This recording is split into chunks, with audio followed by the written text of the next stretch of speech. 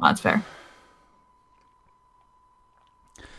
Oh, but I'm so happy that I finally won the game against the Luca Goers. And I just got alerted that you are going live streaming. I didn't get a notification for you, though. That's so annoying. You're likely shadow banned. Shadow banned? Uh-huh. What's that mean? It means you do have content out, but people are not getting notified. Oop. That's annoying.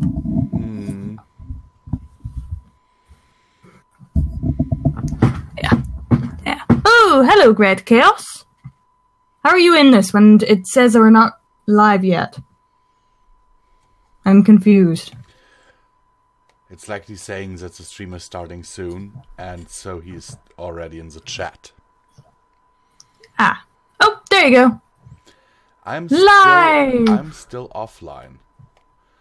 Now I'm online, according to this. Well, according to the stream page, I'm actually still offline? Oh, it locked me out of YouTube? Why? Okay, now I'm back in, and it says I'm live. Weird. Whoops-a-daisy? Well, I'm not too fond of YouTube anyway recently, as many of you might know. Ditto there. But welcome everyone who is here. I have one viewer so far, but it might just be me. I have no one. Oh wait, no, I have one. Well, we do this a little bit. Hello, Red Chaos. We're doing this a little short notice, as always. Yeah, this is just for fun though, so it doesn't really matter. Yeah. For everyone who was waiting for a live stream like last week, Midnight and I decided she decided not to do a live stream while she was here. Yeah. And we wouldn't have been able to stream to both channels for one thing. Yeah. And then trying to upload a 2-hour possibly longer thing on over his internet would have been a nightmare. Yeah. So we decided not to do one while Midnight was visiting me. But we are doing one now. And we are still together. Yes, nothing has changed in that regard. So everyone who's trying to send me condolences about losing my girlfriend, no. He is still my pudding pie. Pudding pie. My little pudding. You're my little poodle, purple poodle princess. I'm going to so tear AJ apart for making that a thing. Hey, I had to endure sexy nurse visual. What? Nothing.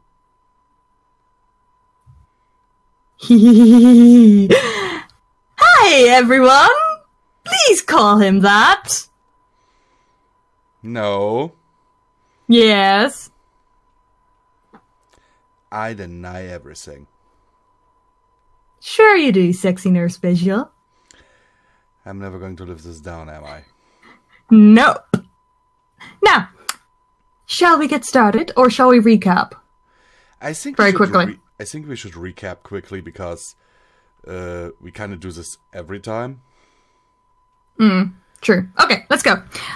So Midnight has gotten back from going back in time, has saved Princess Lily, Lupina's daughter, and it turns out, and she, after talking with Lupina, has found out that Script didn't just get, stuck in the past. He actually got kicked into a unusual magical pool.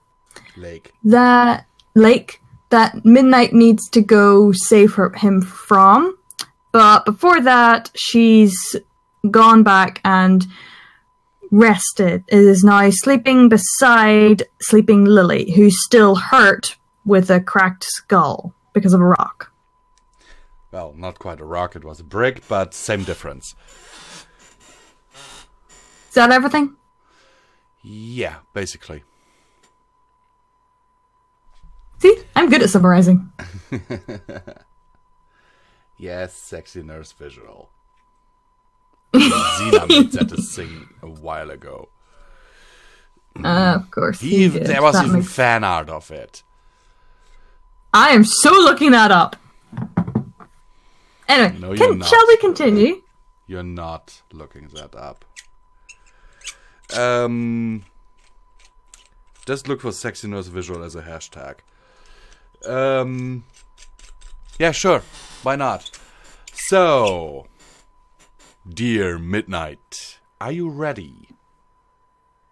I am ready. Okay. You are slowly waking up on the sofa in Visuals and Scripts living room and feel something cold and wet pressing against your nose.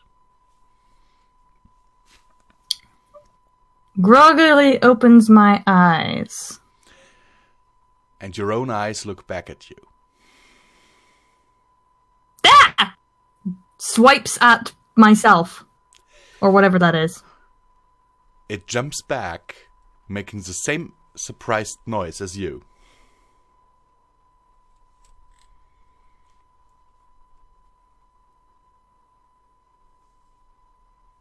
Looks curious at this other me. Who are you? It repeats your question right back at you.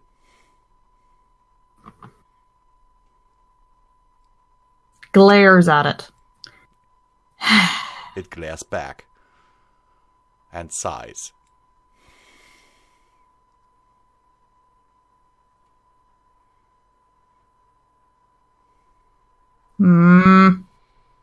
What? Jumps off the couch and walks forward. It walks forward too.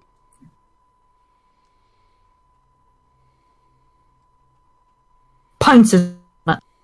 It pounces towards you as well. And you two hit each How does that other in work? mid-air. Shakes off and goes, "Oh, come on! Just... Who are you? What are you? It asks Please you don't be this. dangerous. I don't have..." And it groans. Quit copying me. It tells you to stop copying it.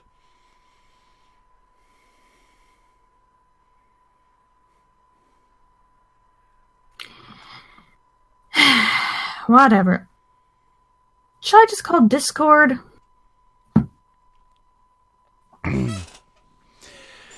It blinks slightly in surprise.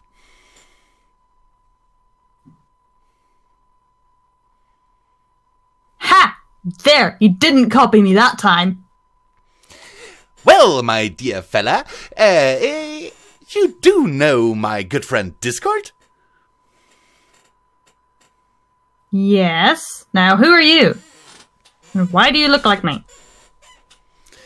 The better question would be, why do you look like me?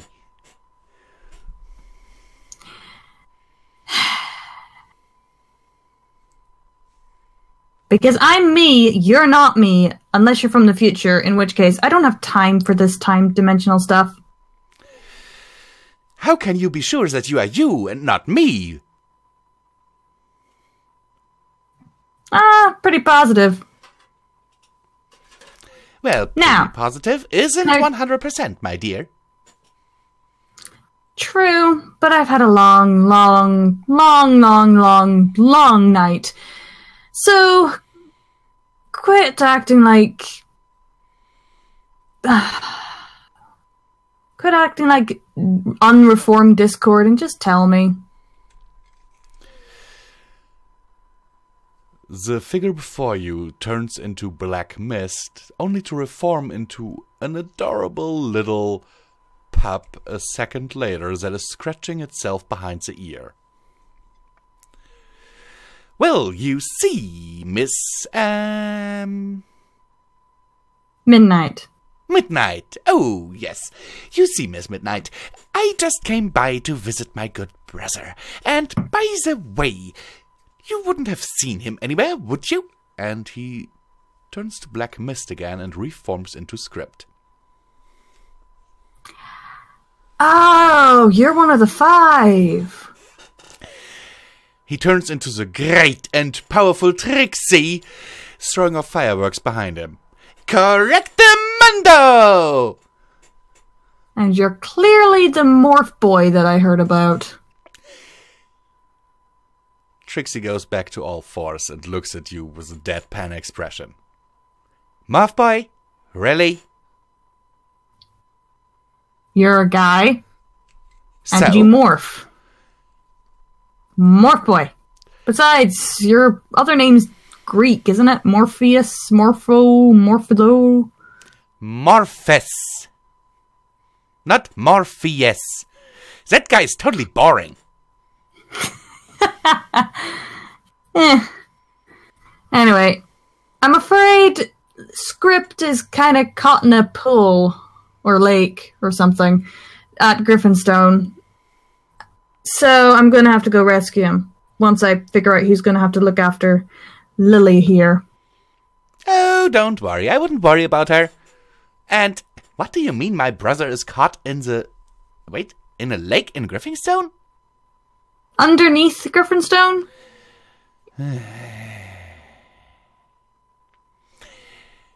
You wouldn't happen to mean the lake that time forgot, you know? Yeah, that one. Apparently, one of your dear sisters accidentally, well, no, definitely not accidentally, threw him in there when she was fighting past him and future him. He face palms, still in script's form. That so sounds like him. Never had a sense for when to quit a fight. I always tell him, don't fight if you don't need to, and especially if you can get hurt. Well, he was kind of distracting Lupina from me, so... Anyway. As you are talking, you catch Morpheus' scent. And for some reason, it makes you think of demons. Wait a second. Why do you smell very familiar? What do you mean, very familiar? I am quite certain that I have never... And he stops looking at you for a second.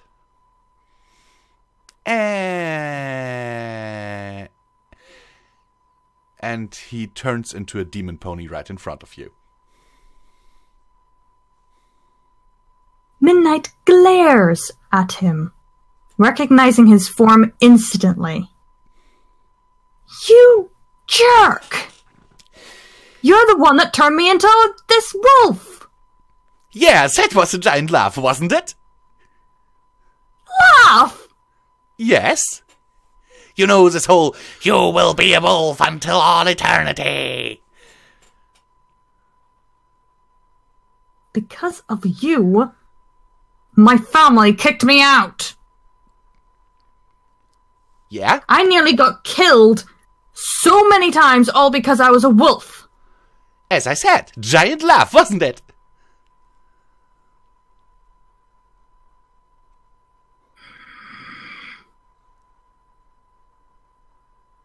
charges at him. He just stands still and you run through a cloud of black mist as you reach him. Damn it! I knew that was going to happen. Well, my dear, as I said, never fight if you can get hurt. And I'm certainly not gonna want to get hurt. And I'm not gonna fight you. Uh-huh. Look, why are you really here? Because I have to talk to Script. It's urgent. Urgent. Why? I mean, if you value your continued existence, then... Well, then yes, it's urgent. Elaborate. Well... And he turns into a giant projector screen. And projector. Sort of blinks a little in surprise, but goes along with it. The projector starts projecting scenes of the Big Bang. Well, you see, my dear Midnight, during the Big Bang, 5 beings were created, one of which is right here telling you this story. And by the way, I'm the funny one. Yeah, continue. The power of creation was split into 5 pieces, 4 of which were split up between my siblings and myself. The 5th is, well, basically our long-lost brother, if you like. Mm-hmm. Who inherits half of the power of creation. Follow me so far? Yes.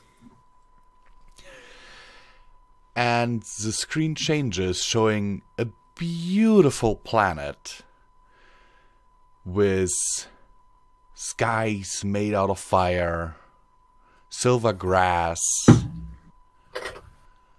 and Wow. beautiful lilac-colored mountains. Woo, that's pretty. Well, what you're looking at is a planet called Gallifrey. Mm-hmm. As you might have already noticed, my siblings and I, most of us landed here on the planet Aquis. And an image of the planet Aquis appears next to the planet Gallifrey. That's here, I'm guessing. Yes, the planet Aquis. Well, our last sibling, well, let's just say, he did not settle for landing on an existing heavenly body and created one for himself. This planet being Gallifrey. Okay. He is not so fun. Not as fun as me, at the very least. Yeah, right. And for some reason, he has now gotten it into his head that, let's just say he thinks that he should be the only one being with the power of creation. So wait, is he coming here to destroy you guys? Exactamundo! And the thumbs up logo appears on the screen. And considering he has half the power and you guys only have half split up between you, he's way more powerful than one of you. He can basically pick us up off one by one, yes. And I don't know what you think about the whole thing, but I do value my continued existence. And I'm guessing he doesn't exactly want to use the power of creation for anything good. Well... He shows you the image of an amorphous blob of some gelatinous material, which is muttering to itself how all the universe has to be reset. Okay then. So you need Script's help to stop him. Wait. Even 2 of you wouldn't be enough. You'd need all 4 of you. Exactamundo once again. You're a smart one, aren't you? So I will need myself. A black cloud appears on the screen. My dear brother Script. An image of Script appears on the screen, next to the black cloud. My dear bitchy sister Elysium. A picture of Elysium appears. And of course, her one and only queenliness, Queen Lupina. And an image of Lupina with a party hat and a clown's nose appears. Okay, that's funny. Gotcha! But Lupina's stuck in a book.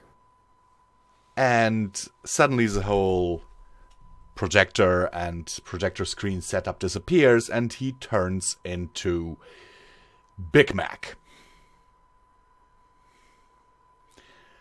Well, aren't we there in a pickle there? Not really. I know how we can get her out. She told me. But... Well, yeah. Well, since we basically need to save Script and Lupina to save the world, I guess we're stuck together. and he turns into Flam from Flim and Flam. Comes up to you, grabs your paw, and shakes it vigorously. Ah! So happy to be on your side, Miss Midnight. So, where should we start? First, I'm going to call someone to keep an eye on Lily, just in case. He looks over at Lily and waves a dismissive hoof at you.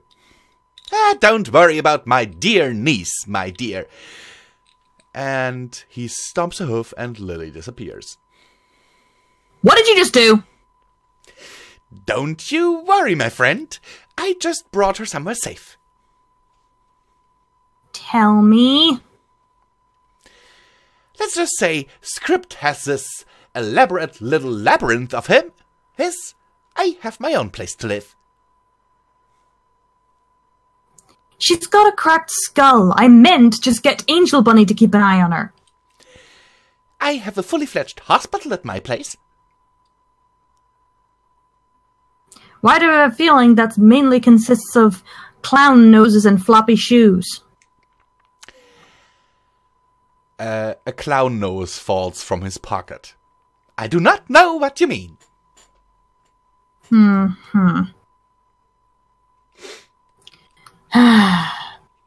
You promise me she's safe? Cross my heart, hope to fly, stick a cupcake in my eye. And he turns into Pinkie Pie, sticking a cupcake in her eye. You better keep that promise then, because Pinkie will be... well, what's the word? Oh, Destroy you? I do know that Pinkie values her pinky promises, so no problems there. Good. Right. I'm guessing you have teleportation powers, yes? To an extent, yes. Will you be able to teleport us to Griffinstone? I have an even better idea. And he taps his hoof on the ground, making the ground shine in a bright white light and tremble. No. Just teleport us there. What are you doing?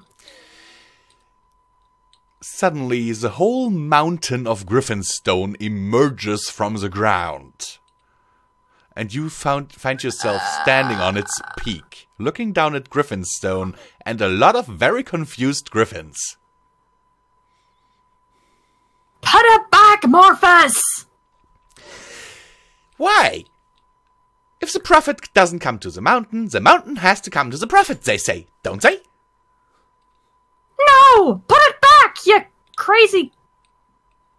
Mist Boy! He turns into a human form of Flam and snaps his fingers, making the mountain disappear. By the way, making you fall quite a bit to the ground. Uses my magic to lower me down softly. And he lands right beside you. That was no fun. You're a party pooper, aren't you? Please just teleport us to the just outside Griffinstone, please. Griffinstone. And he takes out a little notebook from his pocket, flipping through. What are you doing? Looking up the address. Isn't it easy, Griffinstone?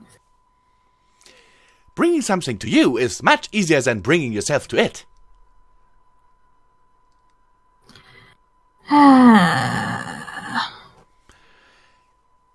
And then he taps his finger on an entry in the notebook, looks at you, and asks you, Are you ready, you little purple poodle? Yes, but don't call me that. he pets your head. Sure.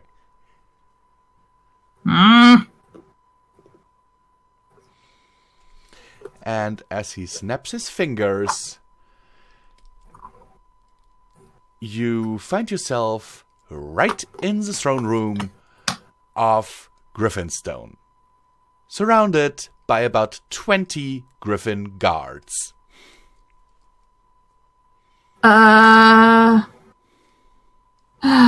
Morpho? Yes?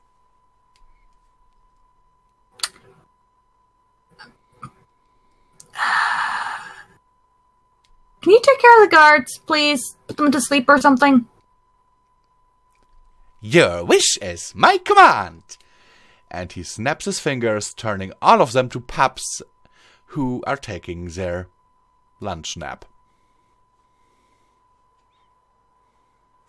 That works. Anyway, come on. Shh. I think I remember Lupina saying it's beneath the throne thing. Come on. And as you approach the throne, you hear a voice coming from the throne. And what do you think you're doing here? Looks up. You see a very fat griffin sitting on the throne with a crown on its head. Heh. Sorry, but we kind of need to go under your throne, because there's a friend of mine kind of Stop somewhere. talking. Huh? And he pulls out a scroll from beside his throne. Miss Midnight Wheat, are you? Yes? And he unrolls the scroll. Are you here to settle your debt with the Griffin Kingdom?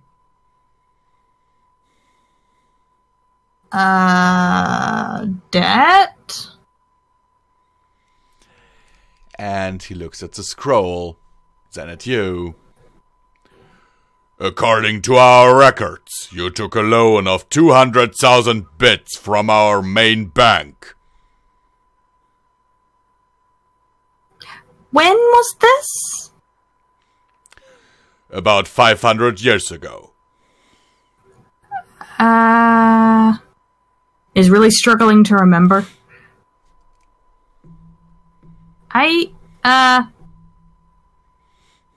Mist Boy? He looks at you, sighs, and suddenly you hear a squawk from the throne. What did you do? As you look back to the throne, I assume, Yeah. you see that the poor king is now buried by bits. Do you ever do some stuff with logic? What? He wouldn't let us pass unless you settled your debt, Miss Little Debt. You could have put it in a chest and not killed him. He's not dead. Eh. Anyway, shall we? Sure. After you. Can we even get under the throne? Morphus snaps his fingers once more, and the whole thing, including the platform it's sitting on, just floats up into the air. You know, I'm going to ask you to return everything to normal except for the bits once we're finished here. I have the bad feeling about that too, yes. Good. Pats Morphus's head. And before you touch his head, you suddenly encounter a cactus. Dude! No patronizing me. I'm a few centuries, millennia, aeons older than you. And you still act like a pup. Come on. Looks to see if there's a hole. There is, and there are stairs leading down. Starts heading down. Morphus follows you, and he grumbles all the way down, every few meters snapping his fingers and igniting another torch on the wall. Simply uses magic to make me be able to see in the dark. You see a very decrepit-looking hallway at the end of the stairs. It only goes in one direction. There are no doors to the left or right. The ceiling looks, well, as if it's caved in places. Keeps going. You come to a hole in the ground. And behind that hole is no further hallway, but just a wall.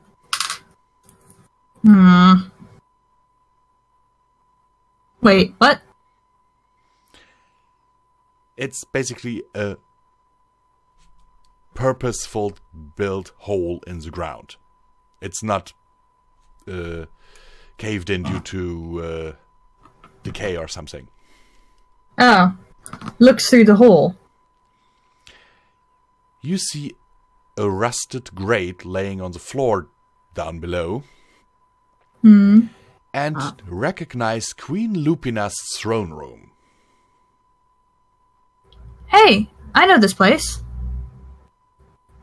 I'm guessing there's no other way for me to... Do you really? Yeah, it's Lupina's throne room. Morphus summons a little flame that hovers for a second over his hand and then floats down carefully. The throne room that you see with the light of his flame is totally immaculate. Not a speck of dust. That's unusual. You see, my dear Midnight, my dear sister Lupina does do things kinda like script in some ways. What do you mean? What you see down there, I guess you have already guessed, is just a copy of her throne room that she wanted to use in case her original one got destroyed or she just got bored of it. Huh. Fair enough. You'd think with the power of creation, they would just snap their fingers and change everything up. That would be way too easy, my friend. What's wrong with easy? It's not fun. And he jumps down the hole. Geronimo! jumps down after him. And he catches you. Thank you. No problem, my little wolf. And he sets you down.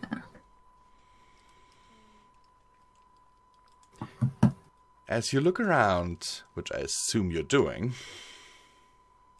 you see that Morpheus was right. This throne room is not built with the beautiful masonry that you saw in the original throne room, but where the doors to the throne room would be is just a rock wall with a dark corridor.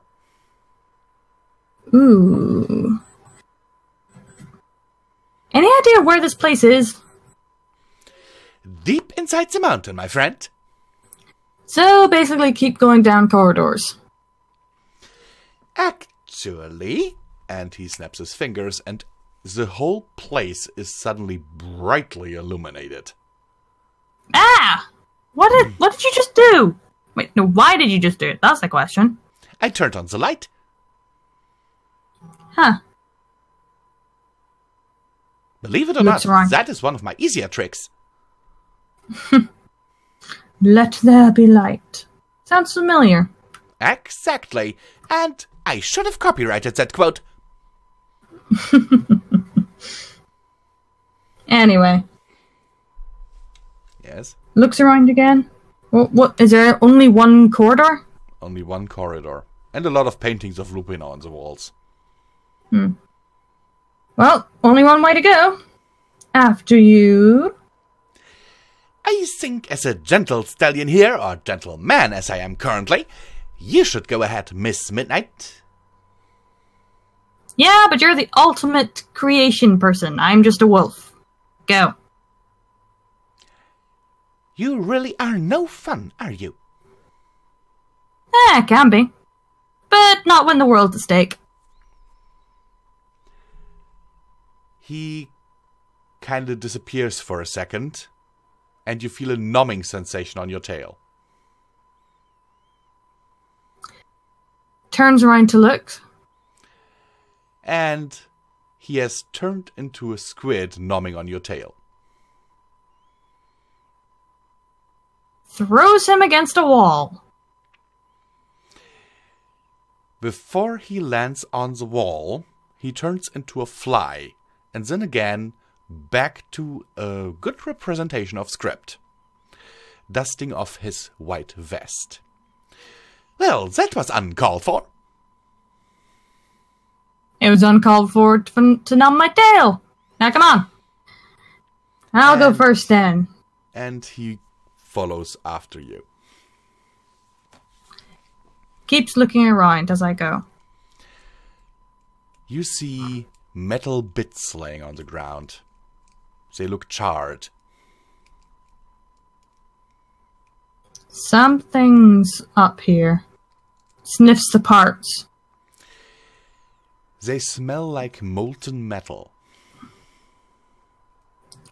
Hey, you know the way Lupina's race was really, really well advanced? Yes, Did they make robots? I am pretty sure they did, but they also made stuff like this up there. And he points to a contraption that kind of looks like half a ball that has a pipe sticking out of it. What's that? For once, he steps in front of you, Just watch, Miss Midnight. and he takes a few steps towards the contraption on the ceiling, which suddenly comes alive and shoots an energy beam at him. Well, we better be... Jumps back a little. By the way, the energy beam, he deflects it back at the thing, making it explode. Yeah, could you maybe keep an eye out for those and deal with them when we come across them? No problem, but I certainly didn't think that they would work after all this time.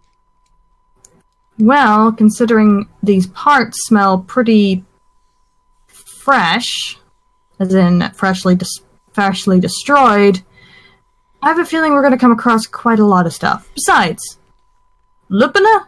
She would make things to last centuries. Yeah, I know. I still can't get rid of some stuff she ever made for me. She made stuff for you? As you look at him, you notice that he's wearing an earring. Very small one. What is that? That, my dear, is something that Lupina calls pulling a prank on the prankster. Let me guess, it can't come off. Exactly! I have been How did she trying for almost 1,000,000 years. Question, how did she manage to get it on you? She gave it to me as a present. You trusted something that she gave to you as a present. Well, yes. Just so as to give him a look of, yeah, you deserve it. He kind of raises an eyebrow at you. I will have you know that Lupina and I used to be pretty tight. As tight as Script and Dead Girl? No, not quite that tight. We don't have any kids together. Wait.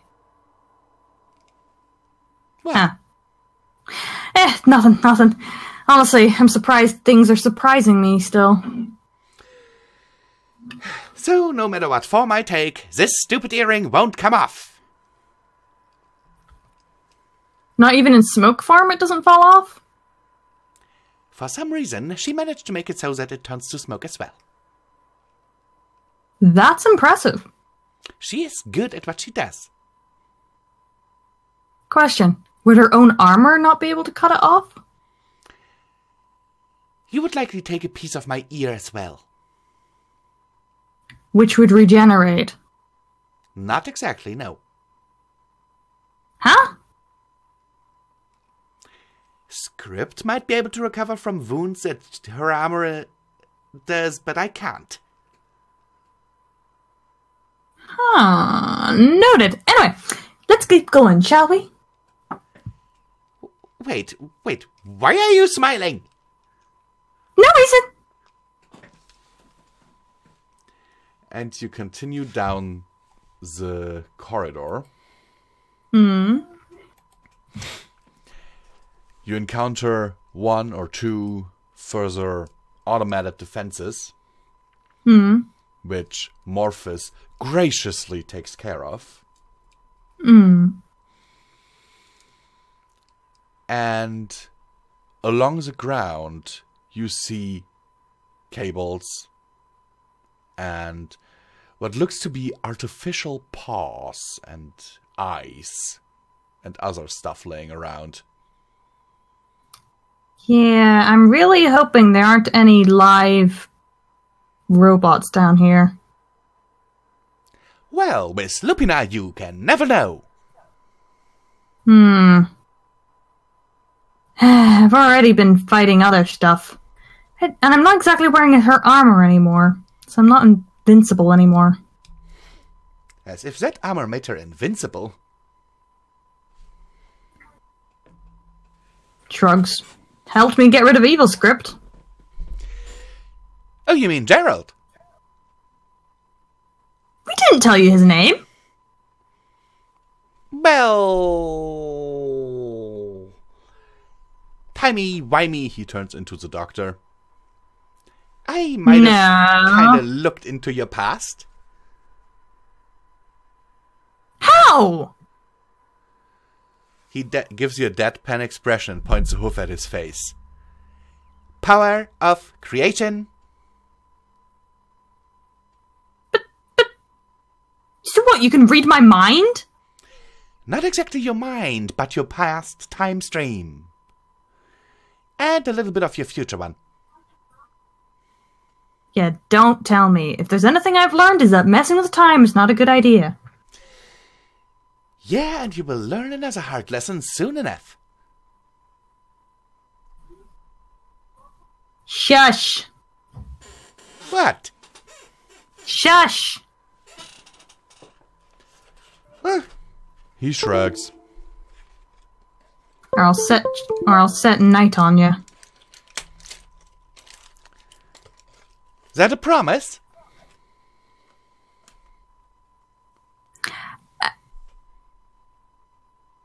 In fact, I might do it for her punishment rather than yours. Come on. You encounter a fork in the road. Well, in Ooh. the hallway. Fork in the road, hallway, weird thing. Any ideas? Actually, no. Which is kind of new for me. I have a lot of awesome ideas, but none that would help us in this situation. Goes up to the one on the left and sniffs the air, trying to get any scent of anything.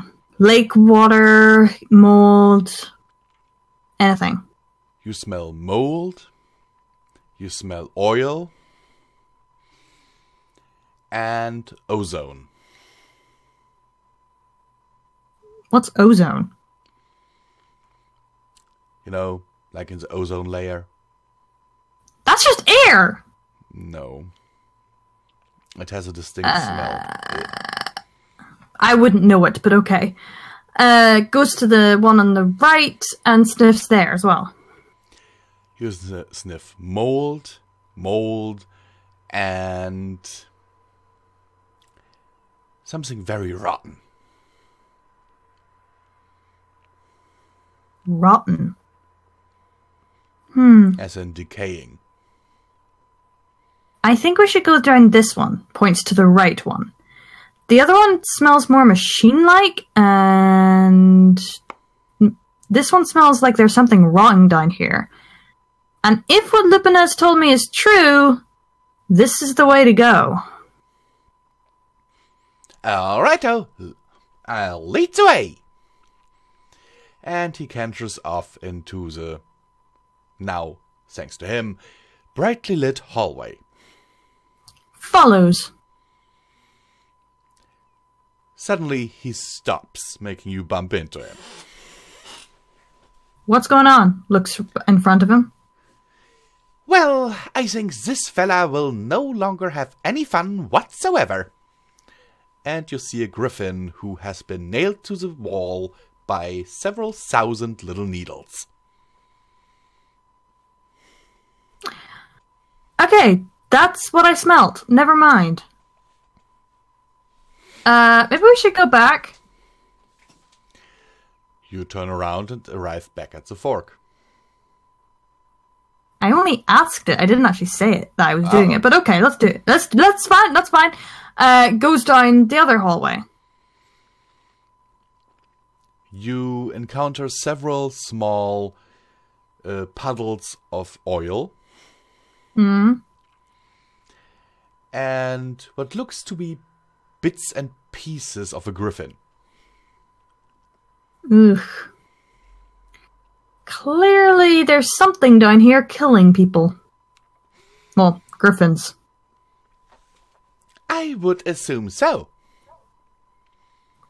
Lupina didn't really like anyone going down here. Yeah. I now wish she had told me the warnings of being down here. That's her way of being funny, I assume. Keeps going. And you arrive at another fork. Sniffs the left one. Not quite done explaining it yet. Sorry. I'll zip it up. You're at the fork. The fork to the right has blood splatters against the walls and little droplets of blood going into it. They look to be a few days old at the very least. While the other hallway has droplets of oil. Sorry, could you repeat that?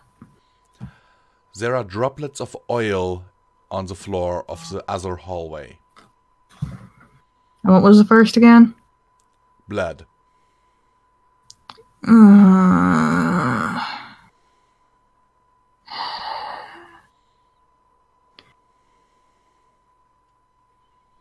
I'm curious about what else has been killed down here, but at the same time, looks at Mist. So, which one do you think? He looks around, then looks at you. Who are you talking to? You. Oh, me. He suddenly looks at the narrator. She caught me Mist. Then he looks back at you.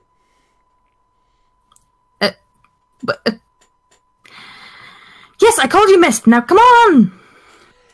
Well, really no way to really decide here. We can either go down that hallway and find out what other creature has found the horrible end down here, which, by the way, might find us too. Or we could go down the other way, which kinda looks like, well, I don't know, like oil. Very observant. You're right. Thank you. You're right in some ways.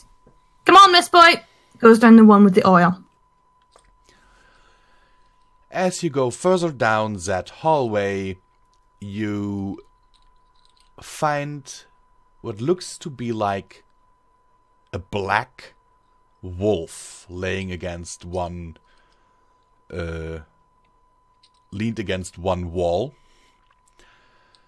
A big puddle of oil beneath it. One of the eyes is still flickering red slightly. You hear an electric buzzing sound and the sound of grinding gears. Takes a step back. Morpho? Yes, my dear Miss Midnight. Is that a robotic wolf? You are quite observant, aren't you?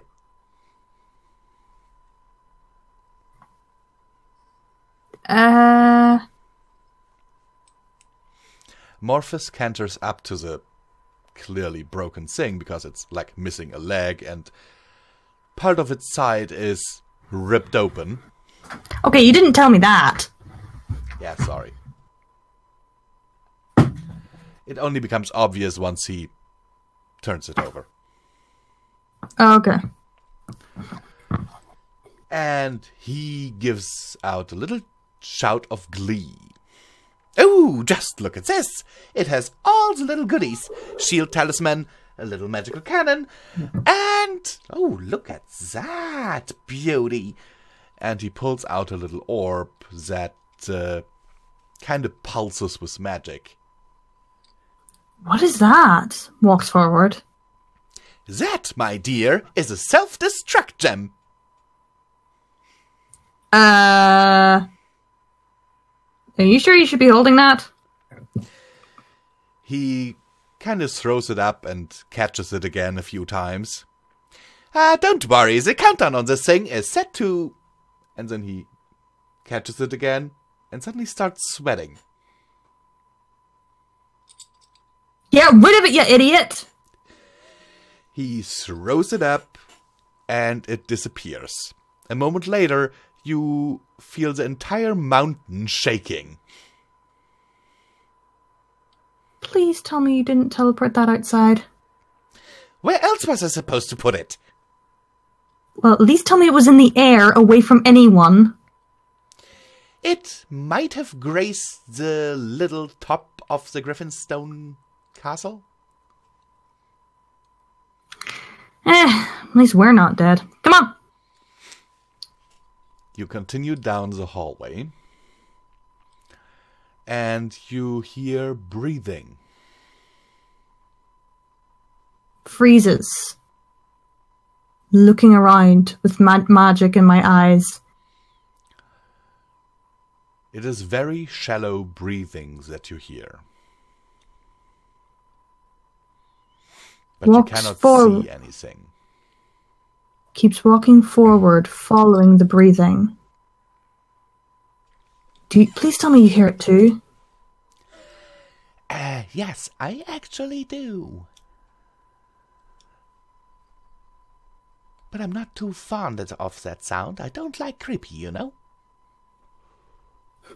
That doesn't surprise me. I'm the fun one, not the creepy one. And who's the creepy one? Ask Script.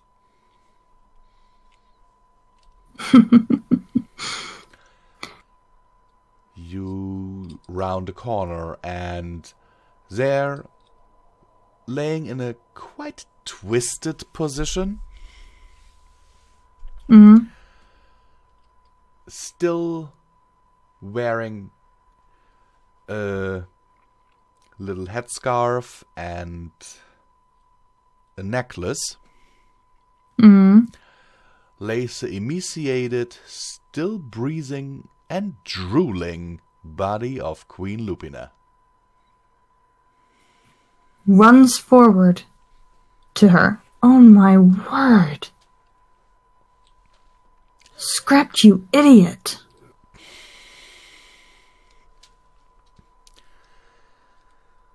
Morphus comes up to you and looks at Lupina. Well, it looks like she hasn't been in the best condition for a while. Yeah, you're telling me. Morphus, any way you could teleport her back to Script's place? Well, here's the thing. I can only teleport one of us if they want to. And really, I would just have to try, because this body has no soul. It has no will. So I can try. It's not exactly going to fight against you. And besides, I'm pretty sure Lupina wants her body back. And to get her body back, it would have to be close to her. Exactly that. Oh my god, I'm not looking forward to her seeing this. At all, by the way. Same here. So I don't blame her if she tries to rip Scrib apart. Why would she do that? She tried to kill him when he did this.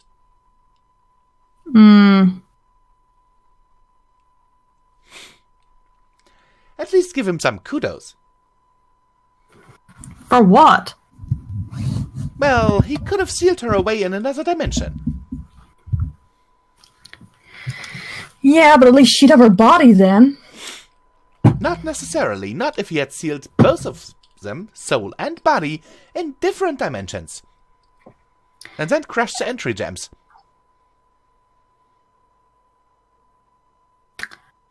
Point.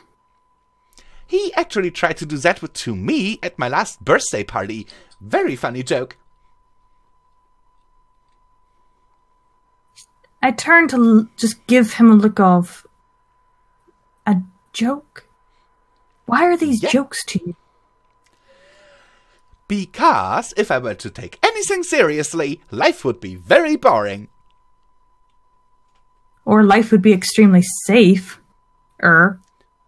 Ish. Safe is boring. Where's adventure? You can have adventure but with being serious. He turns into Staswirl the Bearded. Yeah, because ponies like this dude were super serious and never had fun, you know? Oh, he did have his great adventures, but what the hell? Growls a little underneath my breath. I wouldn't change into him in front of me.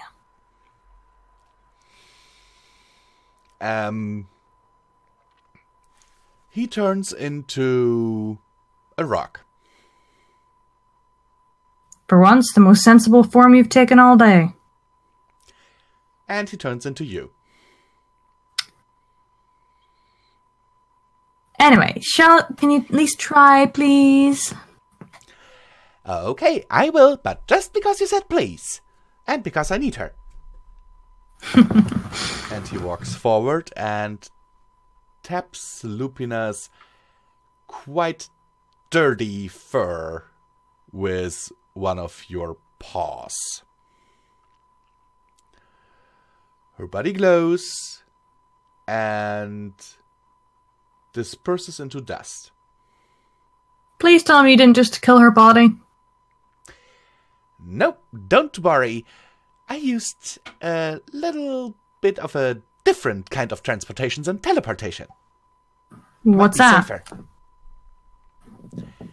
Well, just in case her body was going to fight me, I disassembled it. Okay then. Please tell me it will reassemble back at Script's place? It certainly will. Well, Good. 95% chance. One problem at a time. There Now, might be where's a few that? hairs out of order once she reforms, but who cares? I'm pretty sure a body is better. A few hairs gone are a lot better than complete body gone, so hopefully she'll be happy with that. I certainly hope so. Last time we had a fight was really not nice. Now, where's that lake? Looks around again. And he taps your shoulder, pointing around another corner. Looks around the corner. And on the wall, there is a sign, literally reading, "The lakes that time forgot, this way." Looks back at Morpheo. Seriously? Who puts a sign like that? Also, why has there not been assigned to this place the entire time? I have not designed this place. You must ask Lupina those questions. Seriously, fair my enough. place is much more fun. What, a bouncy castle the entire time? One of the floors. Remind me to send Chase to you sometimes. As long as you don't change him into anything else. No promises. Then you're never getting to play with him. Aww. Hey, Fine. I'm the mother. Hey, I'm the mother. I have to set some ground rules. Fine, you party pooper. Aw, come on now. So let's go. He grumbles Mm-hmm. and storms ahead. Follows after. Soon you see the purple and blue glow of crystals on the walls that surround a big, big, big lake. Oh, wow. So, question. Yes. He's in there somewhere, right?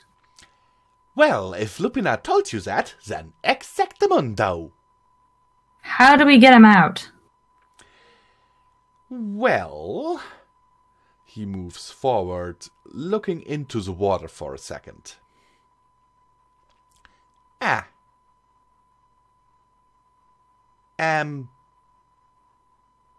Interesting. What? He looks back at you, then back at the water, back at you. Well, Miss Midnight, you certainly have a naughty streak there. What?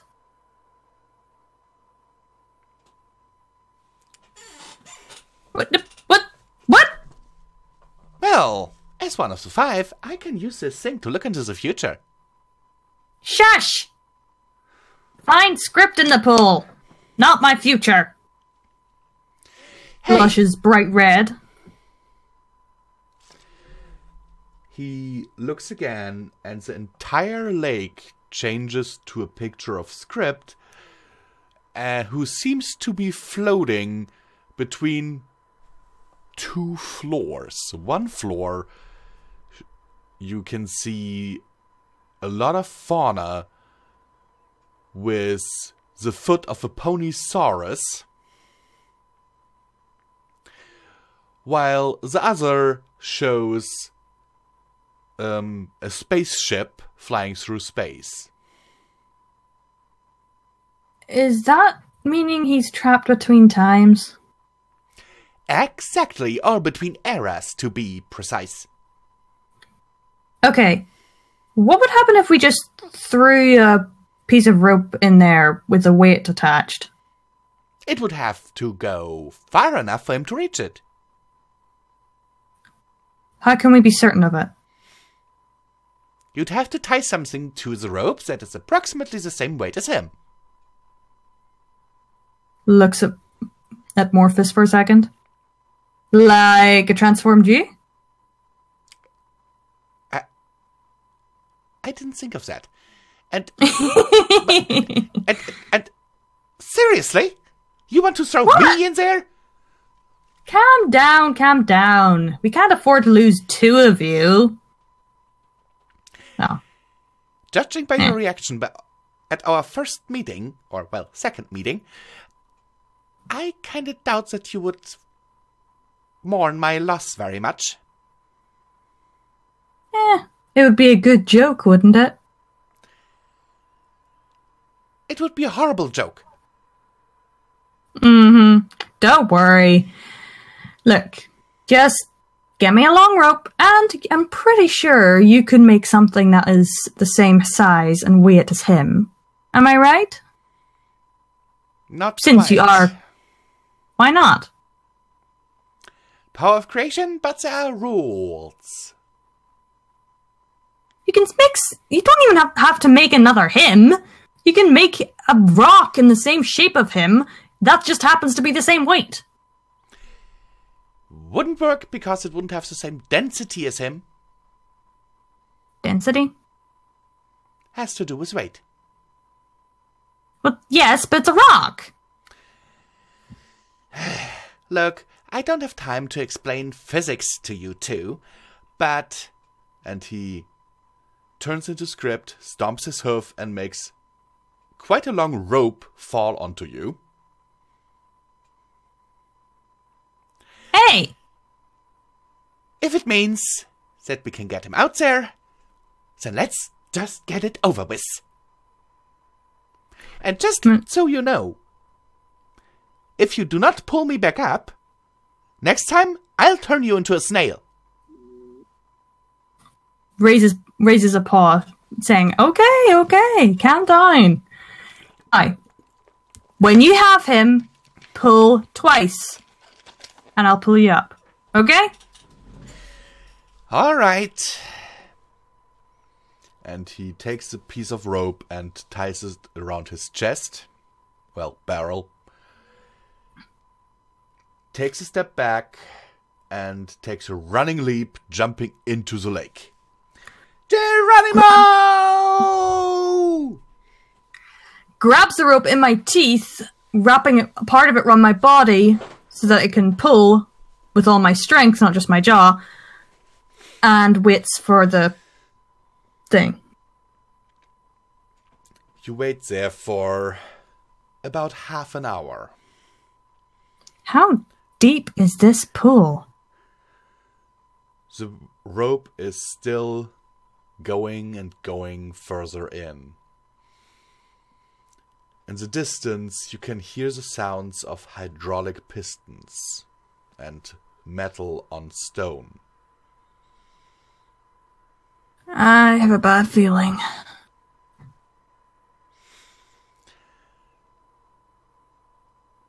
Something pulls on the rope twice.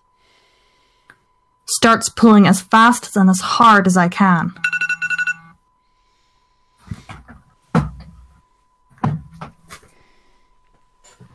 And you keep pulling. And pulling, and pulling, and pulling. Finally, two scripts emerge from the lake. One with a rope around his barrel, the other looking a little bit out of it. And kind of charred in places. Runs over to the Script, not with the rope around him. Script, are you okay? Script? Okay.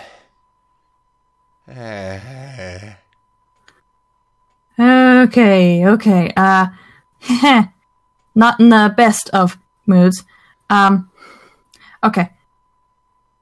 Morpho, you okay? He looks at you and his eyes kind of transform into spirals. To be fair, just about an hour in there almost drove me nuts. And that's saying something. And here I thought you already were nuts. Hey! Okay, time to get out of here. You say we can't teleport without his permission? Exactly, and I don't think he's in the right state of mind to give it. Wait. Takes out my, gem. Can't this take me back to his place? He takes it from you and examines it. Hey, give it back! Interesting. Give it back. You know, even I don't have one of those. And I've known him much longer than you. Maybe so. Now give it back. He sighs and returns it to you. Thank you. Wouldn't work for me anyway. Only I can use it? It's luck to you, yes. Then what was the whole worry about evil Script then? I don't know. I wasn't there. I'm asking Script later. Anyway. Goes over to a wall. Trying to putting it on it. And a door appears. Opens the door. And just as you do so, a multicolored beam of energy impacts on the wall next to the door. Looks round. You see 10 still fully intact and fairly dangerous looking, red eyes glowing wolf robots. Well, pony feathers. Grabs Who charge at you? Morpheus, make a distraction. Cast them against the wall. I don't know. Just get them. He throws Script at you. Hmm? Do you catch him? Yes, I catch him. Okay. And Morpheus turns into a dragon. Is quite impressed. You better make this worth my time, Miss Midnight. And then he throws himself against the wolf robots, ripping at least 2 of them apart with his claw before they can reach him. Quickly opens the door and looking through, praying that that Script's house is there. It is. Living room's there. Good. And turning around. Alright, thanks. Come on. We need to get through here. Unless you want to teleport yourself. No, thank you. And as you look back, you see that the remaining wolves have kind of pinned him down and are chewing on him. Before he turns into mist, and flies through the door after you. And closes the door quickly with Script, obviously. I've already put Script through. And takes the gem off. Whew! That was a trip. Yes, certainly. Said Script on the sofa. Well, let's let him recover. Where's Lupina's body? Looks around. Are you looking for me? Blinks. Looking round to the voice. In one of the shadows, you see the figure of Lupina. You have a voice, but how? You're not stuck in the book anymore? No, I'm not. As soon as you were so graciously bringing my body here, that little bunny was nice enough to bring the book to it. Huh. I guess he overheard our need of you. I would assume so. If there's one thing I've learned over the centuries that I've been trapped in it, is that my dear brother's employees are quite resourceful. Very true. Well, you can thank your brother over there for teleporting your body back. Oh, believe me, I will. And Huh? suddenly she howls, and the black cloud that has just been hovering next to you is forced into the form of a pig and impacts the far wall of the room. What was that? Just a little slap on the wrist. Wait, you can hurt him? I certainly can. Nice. Also, very good prank on him, by the way. Like the earring. That is not quite a prank.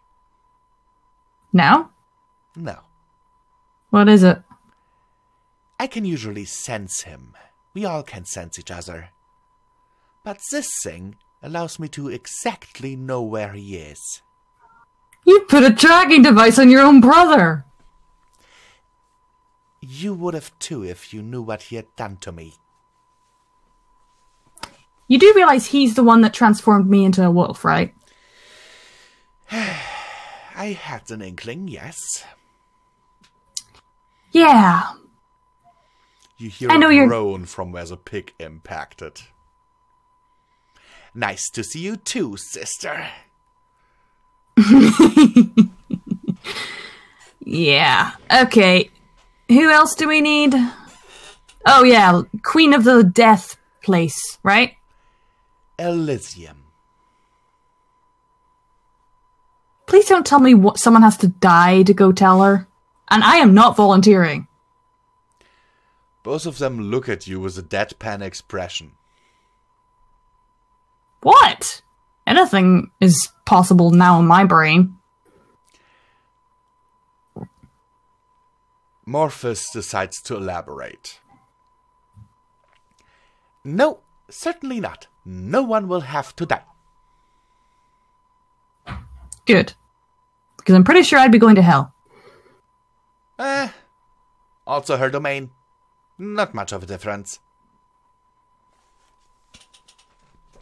Anyhow, all we have to do is call her. Oh. And Morphus takes out a gem out of his pocket after he has turned himself into a generic black unicorn stallion. Huh. That form suits you. Thank you.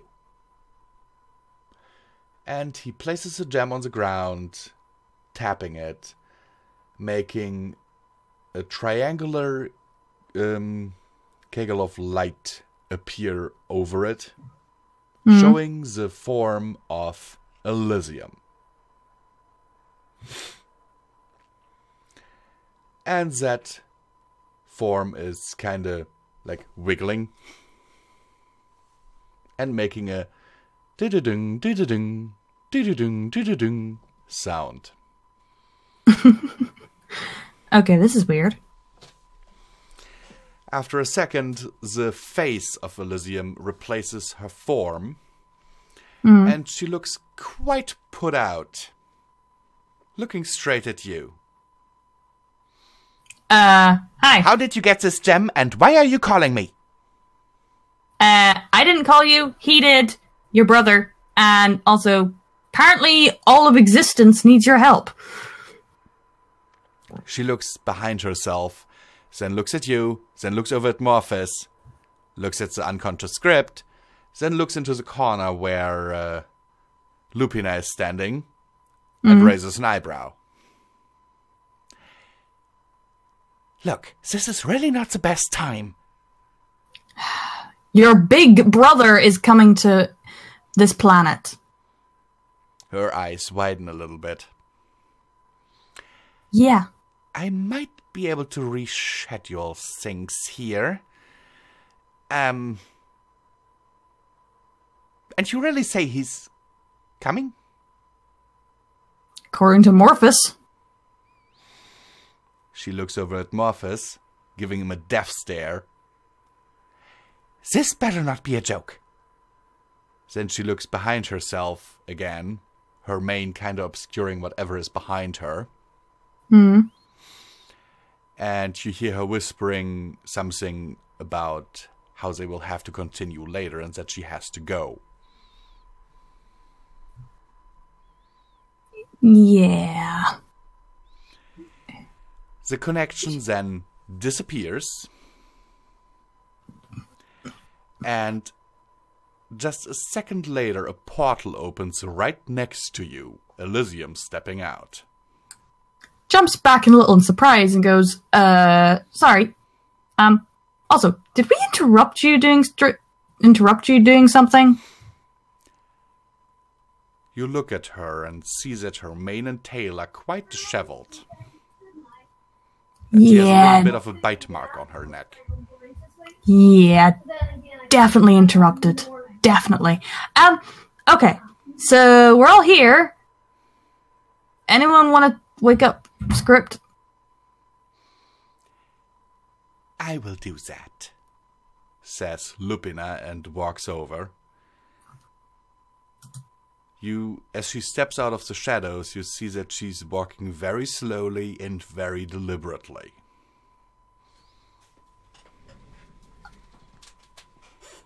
Lupina? Lupina, are you okay? Far from it.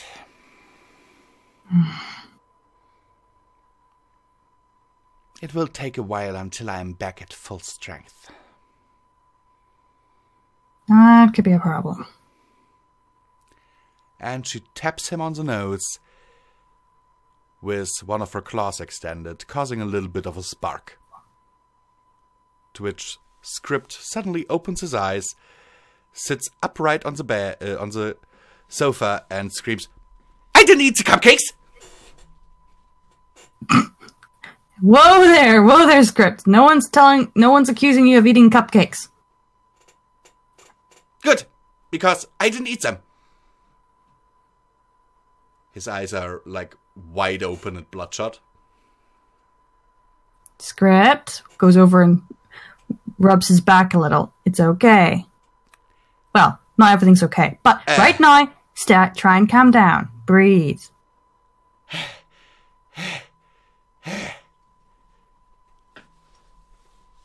You're out of the pool. Lake. Whatever. Lake. Pool. Water.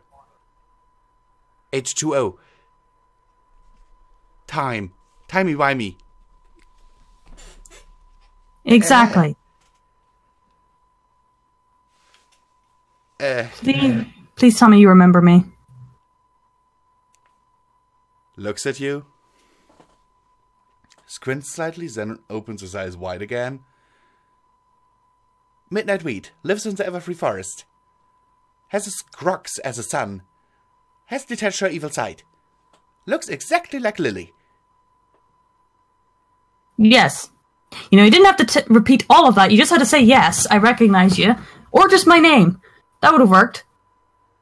Though, considering Mist Boy over there has read my past, I'm guessing everyone here knows everything.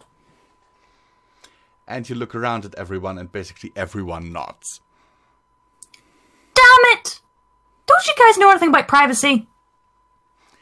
They just shrug. Simultaneously, by the way. Okay, that's freaky. Turns back to Script.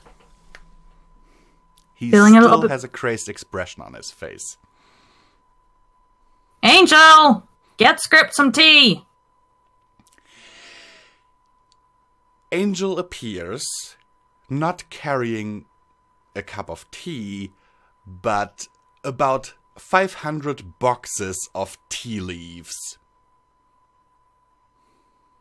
Huh? He shrugs, pointing at you and then, like with his ear, and then at the boxes. What? Points at you, points at the tea. You want me to make the tea? He shakes his head. Someone explain!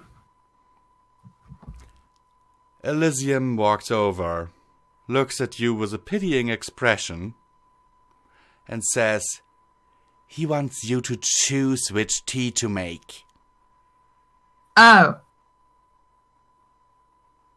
Whatever is Script's favorite.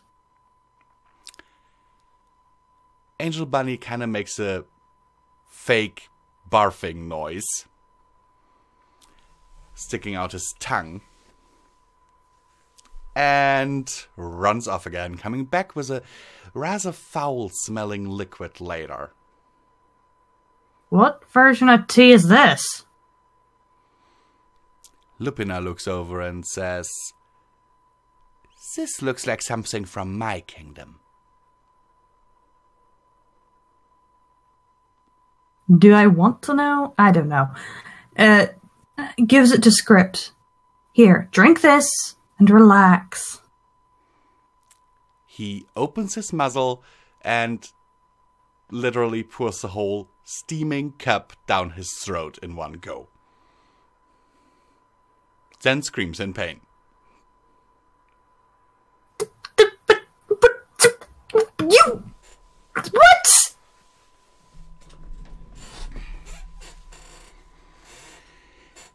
Then he suddenly shakes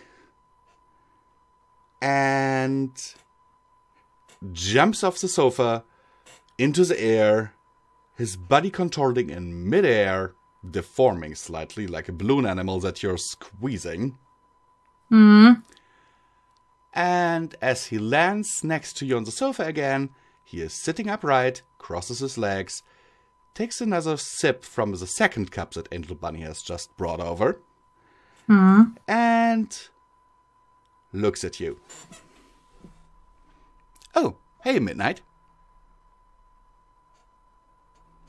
What is that tea?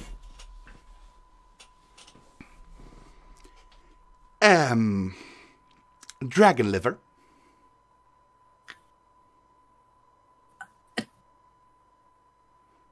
Please tell me you're back to normal. Considering that dragon liver has quite the extraordinary mental healing properties, yes, I am. Though I must tell you that being stuck down there for 500,000 years was not fun. Clearly. So, do you know what's going on, or...? He looks at Morphus and the others. I see you freed Lupina. Well, we kinda had to. And I will certainly have to have a word with you later, dear brother, Lupina says, scowling at him. Yeah. One problem at a time. Besides, I might help you there. Hey! You left? Did you look at her? See her body the way it is? How cruel do you have to be to leave her like that? She would have done worse to me if our roles had been reversed. Even still! Once you had won, you could have frozen her body or something, or put it into stasis where she wouldn't be as emaciated as now, and guess what? Because of that, we could be in terrible danger! He looks at Morphus. Him. Then he looks back at you. I understand. Also, how do you know it's a him? Well, we could also call it a it, but, you know, him makes the whole thing easier. Fair enough. Just means the girls are a bit outnumbered. Yeah. Not really. Just Anyway. count it. Me, Morphus, and him against Lupina, Morphus, Lupina, Elysium, and... Oh, yeah, you're right. Okay. So, what are we going to do? Well, actually, better yet, what are you all going to do? Lupina looks around. Then everyone is kind of looking at you. What? Please don't tell me you're all telepathic. Lupina steps up to you. Well, we kinda are, but that is not what is going on here. What is going on? Just look at us. We are a ragtag bunch of demigods at best. So? If we fight him, the outcome is already predetermined. But you're together. That should at least give some advantage. She raises an eyebrow. Consider this.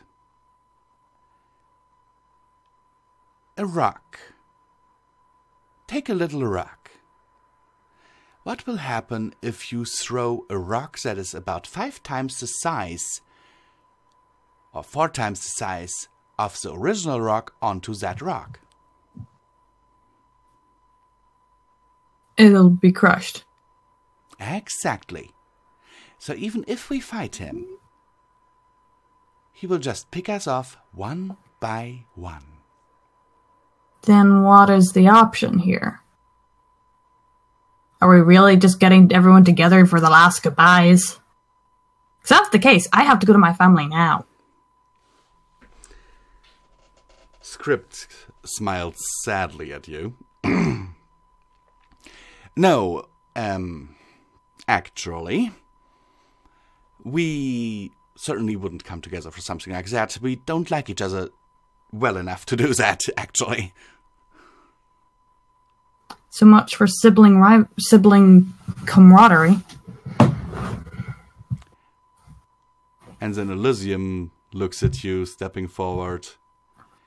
We may not like each other very much, but we do what needs to be done, and we usually do not act against each other. That has to count for something. True. And Morphus appears right next to you. Also, we do have a plan. What's the plan? Oh, you will so love it. I devised it. Looks at Script. Why does that make me more concerned? Script sighs, waving Morphus away, so Morphus kind of turns into mist and rematerializes as you on a bookshelf. Look, Midnight. We all only have... If we put our powers together, then we have half of the power of creation. But there's a problem. What? As Lupina has already explained, our dear brother, or at least we assume he is, has the other half. And he would be easily able to crush each and every one of us. Okay. So, what? The only way to prevent that is to put something against him that has the same amount of power. So, you want... So because it's split up right now, it's better to combine it into a bigger rock that is just as big as him. Exactly. Well then, I suggest you take all the power. No offense, but I don't trust the rest of them. I can't. And neither Why can not? they. Huh? Certainly, believe me, we have tried to take each other's powers in the past. Ever heard of the Dark Ages? But you can't? Nope. For some reason we are, let's just say, incompatible. But wait, doesn't that mean that he can't take your power? That, I think, doesn't quite apply. For some reason, we all know that he is compatible with all of our powers. It is one of the little tidbits of information that the universe gave us after being created.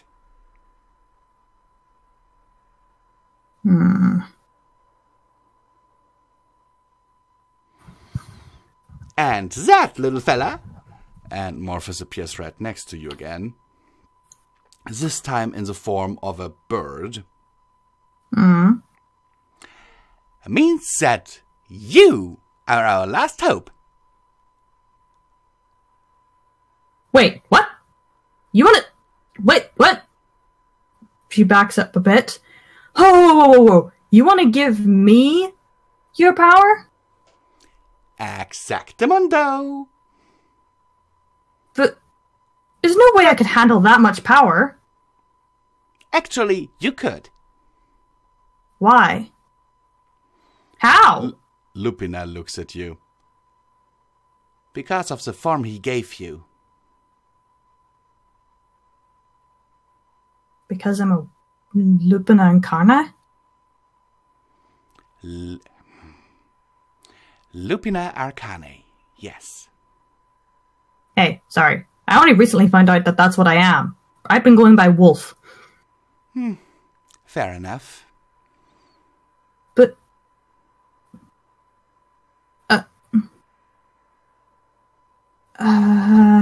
you really think I could stop him? How? The chances are actually 50-50. Okay, but how can... Wait. If he's trying to take my power, I have to take his first, right? Exactamundo.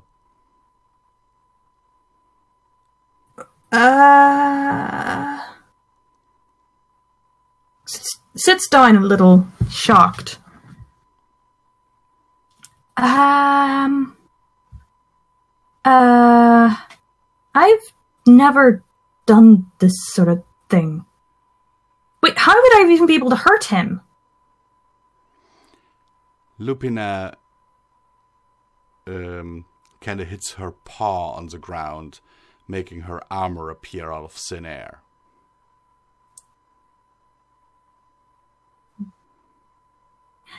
Okay, point. But please promise me you'll, I don't know, let me take it off later? She smiles and chuckles a little.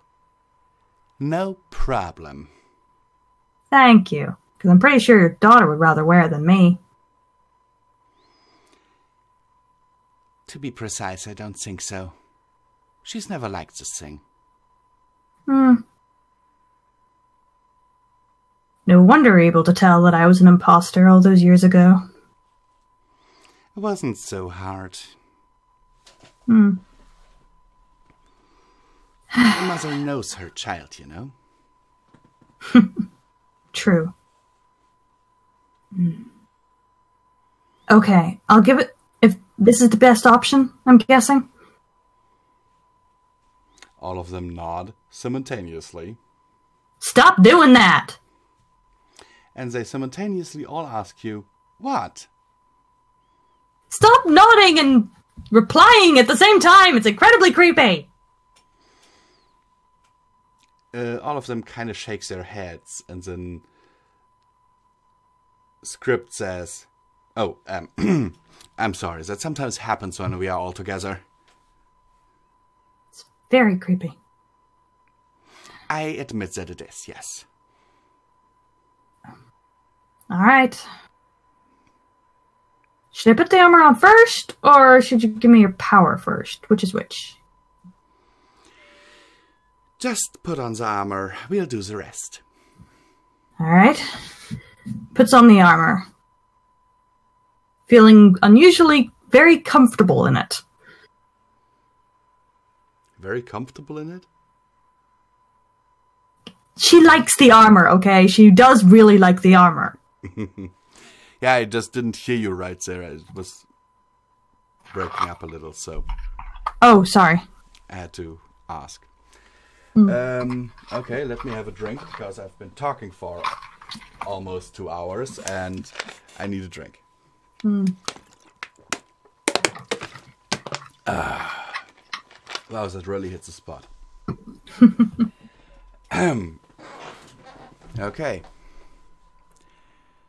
After you have put on the armor, all 4 of them step forward, and each one of them touches a part of you that is exposed from the armor. Morphus goes ahead and changes into a human form of Applejack before he does so. And suddenly you see the extremities that they used to touch you glowing a bright white light. Closes my eyes to sort of keep my eyes. Yeah. Protected. Yeah. You feel an incredibly hot energy flowing into you. Okay. That's a lot of power. And after the transference is done, you hear 4 butts hitting the ground. Opens my eyes to look around at them. You see Script sitting there panting, his coat not as shiny as before. Elysium's mane has stopped waving in an ethereal wind. Lupina seems barely strong enough to even sit. And Morphus is straight out passed out. Are you guys okay? While you see white, glowing fur on your muzzle. Ah! What the? We will be alright in time, dear. Script says, panting slightly. Goes up and nuzzles Script a bit. I hope so. You don't exactly look the best right now. Well, I've spent 500,000 years trapped in a lake, and I didn't even have a bite to eat yet. There was just 2 cups of tea, so go figure. Anyhow, Fine. You should be very careful, because you're brimming with energy right now, and please don't take this the wrong way, but your fur kinda hurts. Steps back. Oh, sorry. You see a few slight cuts on his cheek. Ah! Sorry, I didn't mean to do that. It's quite alright. I've had worse. Why aren't they healing? Of course, because I have the power. Ugh. Yes. And Elysium speaks up. And for as long as you have our powers, we are mortal. Huh. That makes me immortal. In the literal sense, you are the closest thing to a real god this planet has now. Chuckles a little bit. Well, maybe Mist Boy's, what's the word? Prediction will come true then. Elysium kind of looks at the passed out Morphus. What kind of prediction? He said I'd be a wolf forevermore, which I took to mean that I'd be immortal. Now I know that actually that just meant that I was a wolf incarnate, and that I just would live longer than most normal wolves, but I didn't know that at the time. And Elysium kind of face-offs. Look, I don't think you kinda understand what Morphus said there. Being a wolf forevermore simply means that during your lifetime you will be a wolf. And after your death you will be a wolf, because your bones will remain those of a wolf. Yeah, I got that now. But considering my knowledge as a fool was that wolves lived till only less than 100 years, and then I lived longer than that, and I stopped aging, it kinda developed into an idea that I was immortal. To be fair, I didn't know anything about our kind until I met Script. And everyone kind of looks at Script and he just shrugs.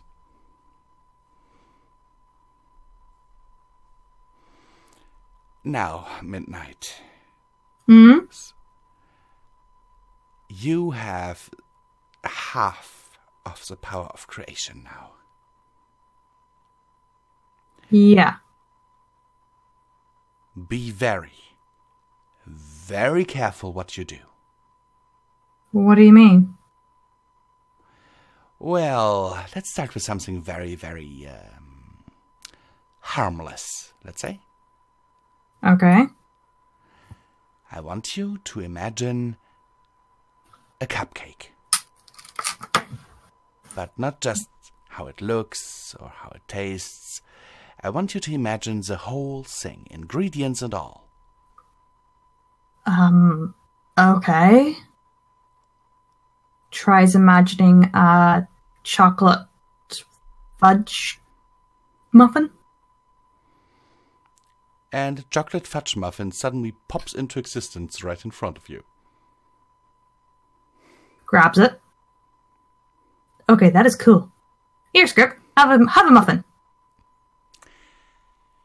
And he eagerly eats it.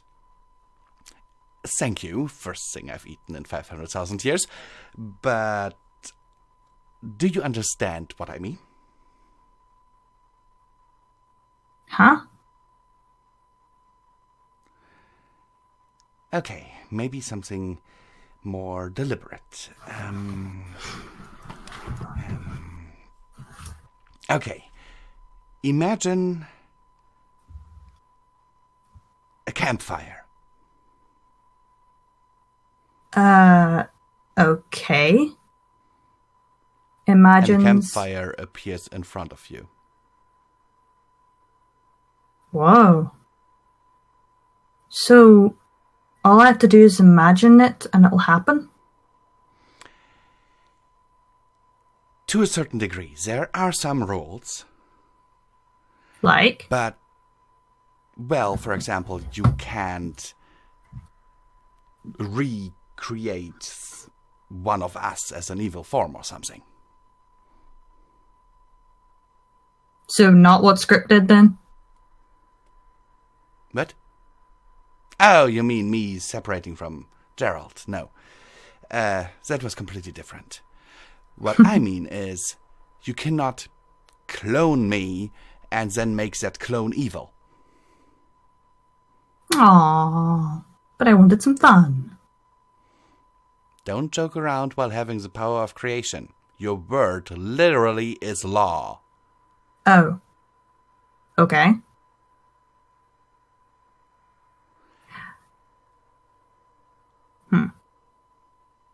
So, I'm just gonna shut up then, for a bit.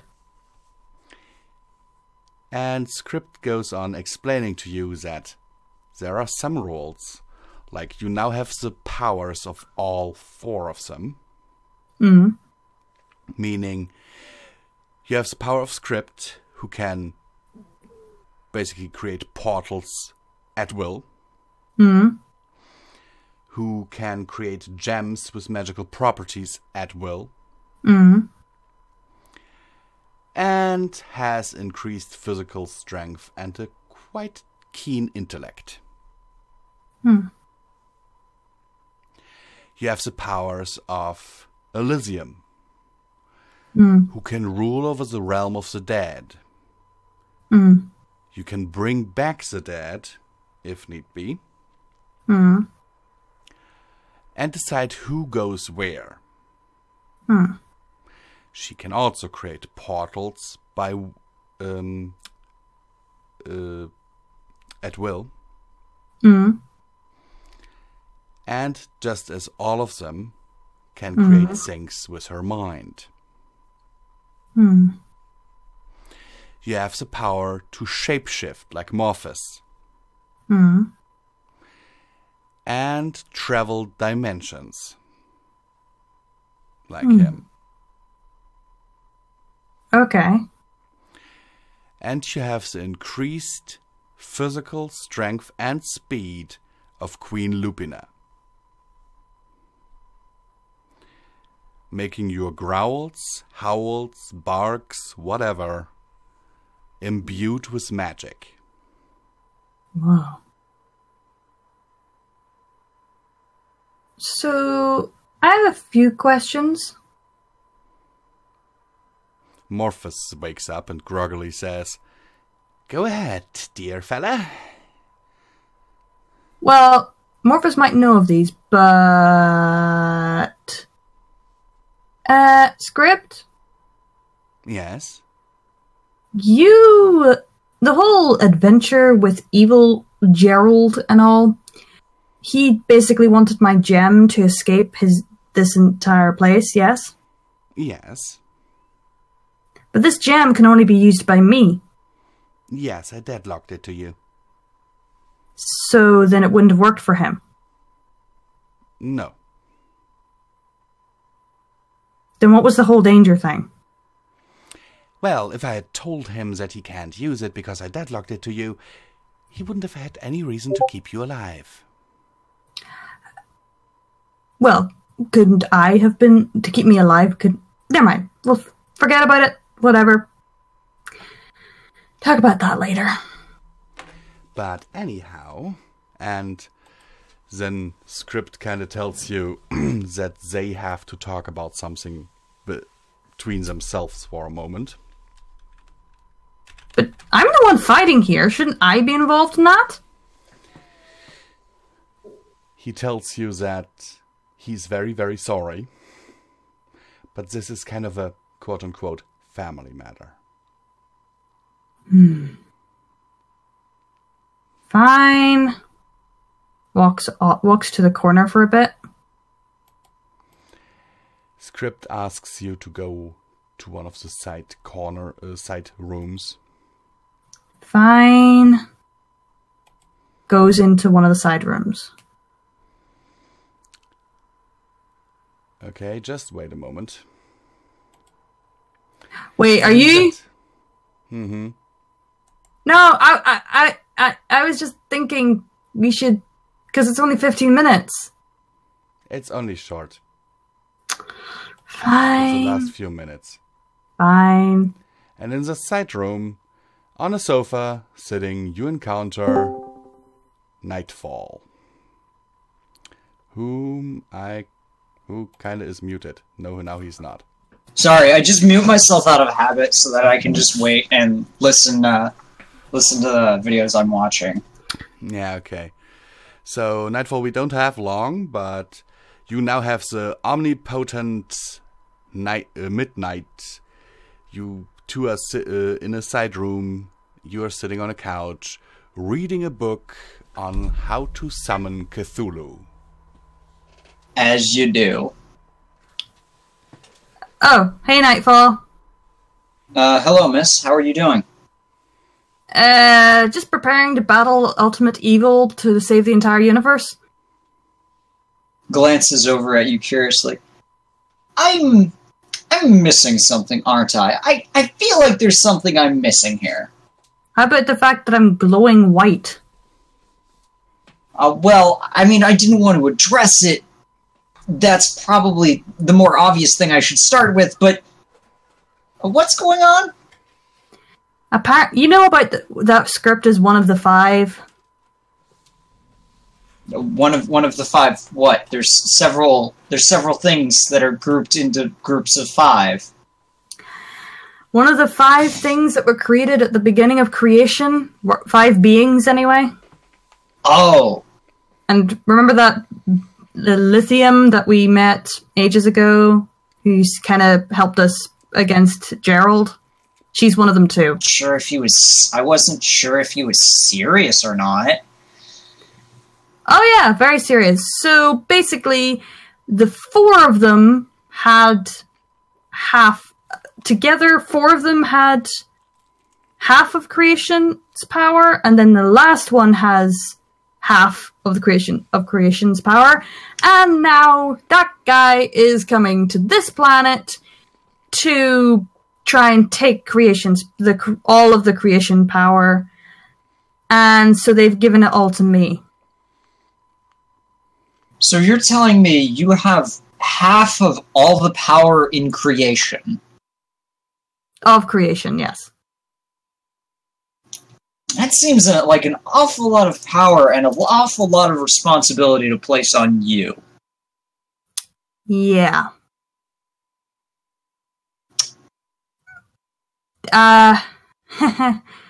Yeah, no pressure whatsoever. Oh, absolutely not. So now they're having a family meeting. Which I'm concerned about, because they're not letting me involved in it when I'm the one fighting. He just sort of shrugs at you. Well, what do you want me to do about it, miss? I just work here, okay? That's above my pay grade. Maybe go see family? Because there's a very high likelihood that I won't succeed. Yeah. You're probably right about that, miss, but I don't know. I could teleport you right there. No. If I'm gonna die, I'm gonna die here working. Just as I always have, just as I have always planned to. I will die in my place of employment.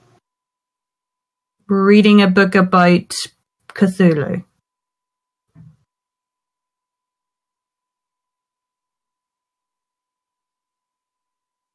Hello? Nightfall? Nighty? I think we have lost Nightfall. I mean, he's still in the channel. Yeah. But there you see a stallion who is dedicated to his job. Clearly. Well, in all fairness... there you are! Nightfall? Yes?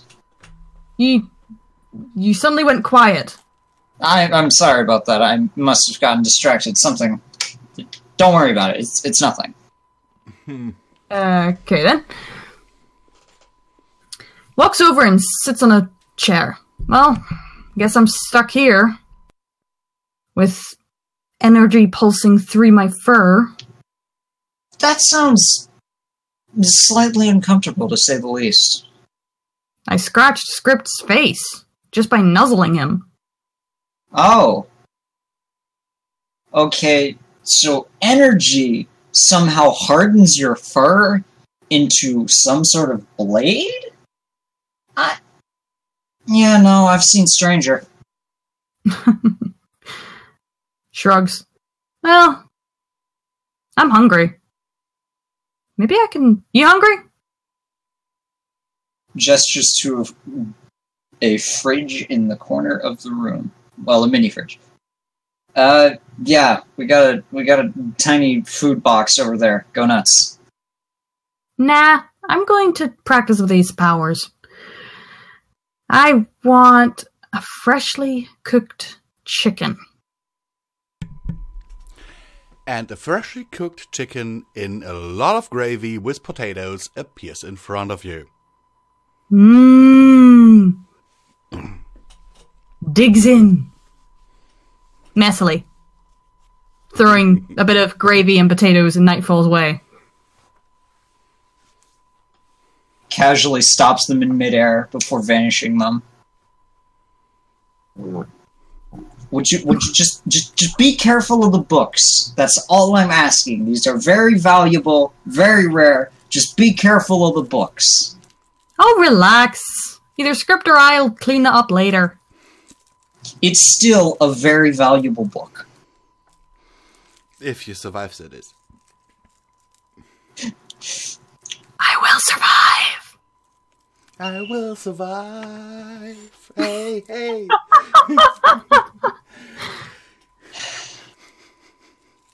Yeah. So, Nightfall, you don't want anything to eat? You sure you don't want anything? I can make you cake, I can make you muffins, I can make you bagels, I can make you whatever you want. He stares at you for a moment. How about a potato? How about just a normal, regular, uncooked potato? Looks a little confused at Nightfall, but shrugs. Sure. Imagines a simple, normal potato. And a potato about the size of Nightfall slams onto the table. Well, there you go. He opens his mouth to say something, but then shuts it just as fast. What? You asked for a potato, I gave you a potato. Well, that I cannot deny, miss. Also, please stop calling me miss. How many times have I told you that? I'm sorry, it's just... I don't know what else to call you. You're... How about mid? Or midnight? Alright, midnight. He grabs the potato and shrinks it down to a standard potato size before taking a bite out of it. Yep, that's definitely a potato.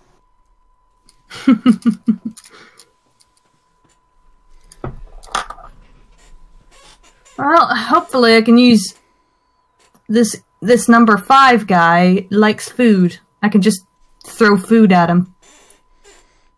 That seems like an extremely stupidly simple solution to this very serious threat. This seems like an impractically simple solution. Sometimes the most simplest solutions work. I mean, how do you think I get my evil self to calm down and not be evil?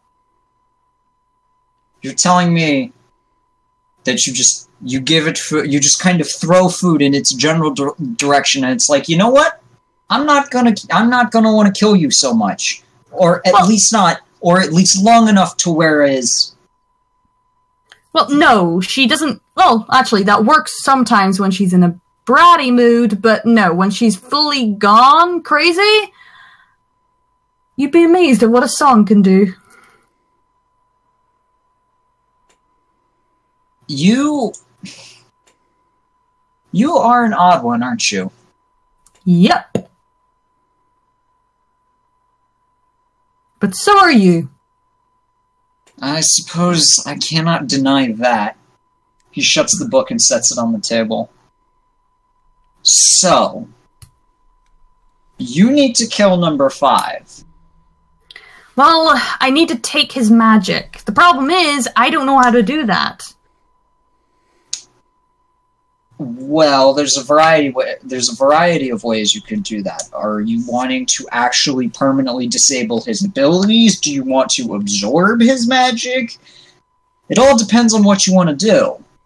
Well, from what I understand, the only way is to absorb his magic, which makes him mortal, which means I can then kill him. Is there a reason you want to kill him? He wants to destroy the entirety of reality and become a god.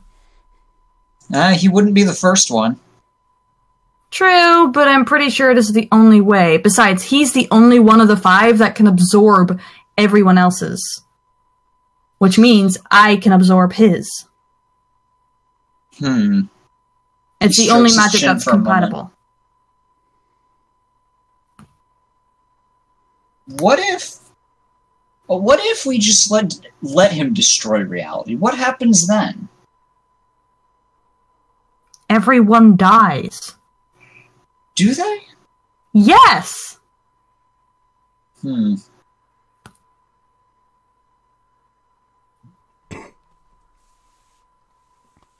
don't know. That is not an option. I mean, I might have something or other somewhere in my archives that might help you. I think I might have... Oh, let me think. I mean, are you a demon? Do you have any demonic ancestors or relatives? Current or former? Gives him a deadpan look. Now. Well, that's a shame. Then you can't wield the unholy. I'll think of something. Maybe all I need is to get a hold on him, and maybe I can absorb it. Hopefully, he turns up as a relatively physical being. Is there any way for you to... Do you think any sort of blade or weapon would work in this case? Because I might have a sword or two that might help here. Raises my claws in the armor. This armor is the only thing that can hurt him. The armor? Yes. The armor? The armor, yes. The thing that is meant to protect is the only thing that can hurt him. Are you sure you're not talking about the claw guards?